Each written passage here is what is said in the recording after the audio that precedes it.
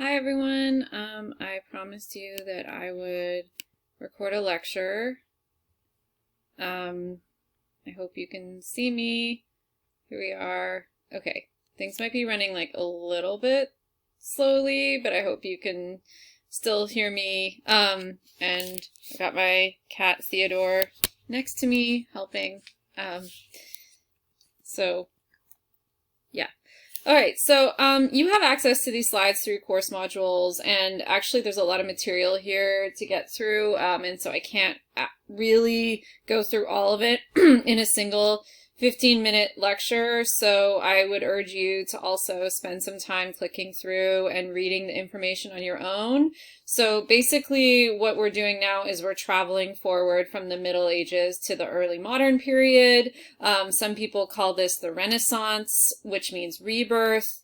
So you'll hear either term. Each term kind of has a different set of associations. I tend to prefer early modern period just because I am a medievalist primarily, and so I don't like the implication through the word rebirth or Renaissance that things were dead or dormant before the Renaissance, which I think has traditionally been thought by scholars. I think hopefully we've spent like 2 months on the Middle Ages. It should be very clear that it was a time of huge cultural flowering and really interesting materials being produced. So it's not the Dark Ages. That was basically what we just learned over the last couple months. But that isn't to say that I also love the early modern period, but that's the term I'm going to be using. This was the time, I'm just going to run through this really quickly, but please look at the slides. Birth of humanism. So basically, it's thought that in the realm of ideas, there was more of a focus on individual action and possibility. You start to see, particularly in Shakespeare, more of a rumination on the individual psyches of characters and people, so we gain access to their inner worlds, even though I would say we did also in, for instance, Sir Gawain and the Green Knight, but possibly in kind of a different, slightly more externalized way. It was also a period of exploration and colonization of the Americas.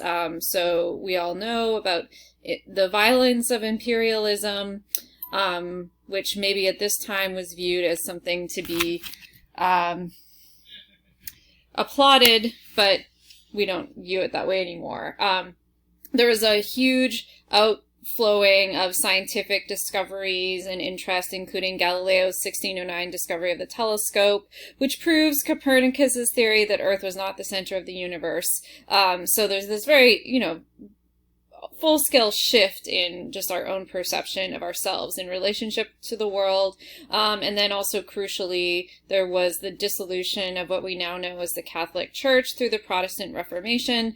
And that meant more of, if you know the difference between Protestant and Catholic religion, there's basically an emphasis on individual relationship with God rather than mediated through the church. And we've seen that a lot, or some of the problems with that, through our study of Marjorie Kemp and other figures, especially women, who really had to grapple with patriarchal structures. So this is all part of kind of the rise of individualism. Also the Elizabethan era, so this is about a little over 100 years after Marjorie Kemp was alive, when Queen Elizabeth reigned in England from 1558 to 1603, and this was known as the Golden Age of Culture. There was a discovery and translation. This is also why it's known as the Renaissance of Greek and Roman classics, which reflect kind of more of an awareness of a foreign worldview, even though Chaucer did travel to Italy and whatever. I just have to put that pitch in there. But yeah, there were a lot of there was access to these classical texts that they had not previously been available in English, and also we had much more literacy, so people could read books and purchase books a little bit cheaper, which were a little bit cheaper, the commercialization of the book market kind of on their own. There was also kind of relative peace and prosperity in England, although there was still a war with Spain, because the 100 Years' War between England and France was over. And here's Queen Elizabeth herself looking very regal and wearing lots of luxurious fashionings in terms of her incredible, I don't know, I forget what you would call this thing around her neck.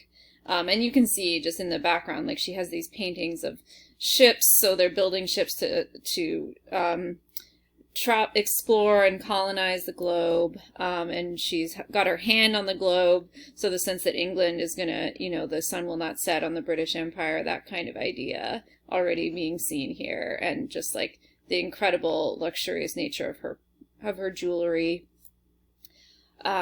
She was sort of the virgin queen. She never had a child, and a lot of writers, including Edmund Spenser and others, would sometimes compare Queen Elizabeth to the Virgin Mary. Okay, we talked about this in class a little bit, that there's a contrast between what we understand to be medieval theater and the professionalization of the theater, which helps us move into an understanding of Shakespeare. So before the theater became a professional affair with paid actors that was their full-time job, you had these little community productions, and this is just a painting of one of the pageant wagons that we talked about. You can see that it's like kind of right in the middle of the street, this urban area. People are sort of crowding around it and climbing on top of it, and some are paying attention and some aren't, because it's like community members of guilds who would participate in the putting on of these biblical pageants that both instruct and teach and delight, as Sir Philip Sidney would say is the role of poetry. They both instruct the community about biblical stories, but also provide some entertainment, and sometimes they're very irreverent and that sort of thing. So they would also sort of address the audience directly, breaking the fourth wall. What we now know is the fourth wall. Like, there wasn't this sense of like, okay, the play is happening up there, and here we are down here. I just thought this was interesting to us now, because we have just lived and are still living through a kind of plague. I really love this. I actually want to get this woodcut image mounted on my wall, because I just think it's so interesting in so many ways. This poor skeleton, so this is the time of the Black Plague, and you've probably heard about this. Shakespeare himself, who was born in 1564, was very much born into this time of plague and fear, and, the sense of like, okay, the plague is God's judgment upon us, upon humanity, and we need to rectify ourselves in order to make peace with God, because otherwise, we're just going to we're going to keep dying and having to repent. And there's a lot of, we'll see this in some of, maybe not Tempest so much, but other plays that Shakespeare writes, just this kind of like sense of having to appease God. And for instance, if you studied Macbeth, like the nature itself and what happens in the world is a reflection of God's either condemnation or pleasure with what humans are doing. So in 1603, which is, I think, a couple years before The Tempest was written, 36,000 Londoners died, which is over a sixth of the city's inhabitants. So they had to, similar to quarantine with us, they had to lock themselves way back in the late 16th century in their homes.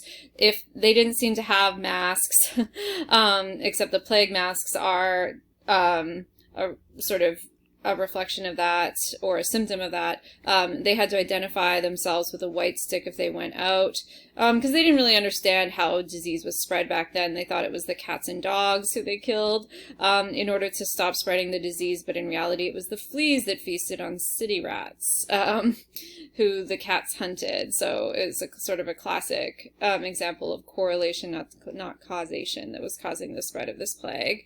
So Shakespeare, that is W.S., wrote 2 long poems during the time of plague, but then the theaters did reopen in 1594. Even despite plague, actually, there was a growth in the population of England, which is sort of surprising. So, like I just said, that it was somehow a time of prosperity, even at the same time as people were dying from the plague. There was some anxiety about the new individualism and commercialization, in some ways capitalization of the world, that anyone could feasibly climb the social ladder, which meant that there were these sumptuary laws set in place which restricted items of clothing to members of a certain class. So if you went outside, and you can think about now when you like just conspicuous consumption, if you wear a certain kind of sneakers or some bling or some certain brands, then maybe people will think you're more well off than you actually are. And that's kind of exactly the sort of thing that was going on in early modern England as well. In fact, people went to the theater to kind of show off their outfits, and they would even like sometimes be able to buy tickets to sit like right on the stage and with their like their jangling spurs, and people would look at them and be like, ooh, wow, that guy must be doing really well. So here's where Shakespeare was born, the place where he's known to have been born, in Stratford upon Avon. So here we have, basically I tried to like fit in everything we know about Shakespeare's life into one slide. He's obviously possibly the most famous, playwright of all time. Well, I think that's pretty clear. But I wonder if you could say he's the most famous person from England of all time, possibly. He wrote 39 plays, 154 sonnets, and 2 long narrative poems. His father was a glover, landowner, money lender, and dealer in wool, so kind of like a working or middle class working family, but also he was a member of local government. It's clear that Shakespeare must have been trained with a grammar school education, because he certainly knew Latin and Greek. He married someone named Anne Hathaway, yes, the same, there's an actress with the same name, at 18. They had 3 kids, including one named Hamnet, who people think Hamlet may have been named after, and who died tragically of unknown causes when he was only 11. So he moved to London for a successful career in the theater in the 1580s, so I guess he would have been about 20 or around there. Okay, this is a note about us. He was actually, if you've studied his sonnets at all, you might be surprised to learn that Shakespeare was bisexual. I mean, they didn't have that term back then, but he dedicated a number of his love songs to a young man. He dedicated his sonnets as a whole to someone with the initials WH, and so scholars have been trying to figure out who that is. So even though he was married and also what seemed to have been in love with someone, the dark lady from the sonnets, I think it's sort of interesting to think about these categories and how it seems clear that he had sort of an open affair with a younger, beautiful man of some kind, who we can, if you take my Shakespeare class next semester, I am teaching a class all on Shakespeare, English 373 in spring 2022, so I would love to see some of you there as well. He founded this professional playing company in 1594. They changed their name. They're more well known as the King's Men. And this is after, so King James rose to the throne after Elizabeth died in 1603. So they were partly commissioned by royalty, even though the theater was sort of considered to be the affairs of the lower classes and associated with sin and vices and that sort of thing. It still was patronized by aristocrats, and who would put on elite affairs, elite productions in their, beautiful halls where the riffraff from society couldn't come and see them. He died, we actually don't know how Shakespeare died. He died at age 62 from possibly of fever, but yeah, we don't know exactly what it was. So this is, okay, I only have a minute left in this lecture, so I guess it's just interesting. So the most famous theater associated with Shakespeare is the Globe Theater. It started simply called the Theater, and it just has an interesting history if you want to look into it. They had to they were facing some lease problems. They couldn't pay their rent, so they actually dismantled the old theater and pushed or rowed the pieces down the Thames River in the middle of the night on Christmas, and then built the Globe outside of city limits so that they didn't have to pay their taxes, I guess.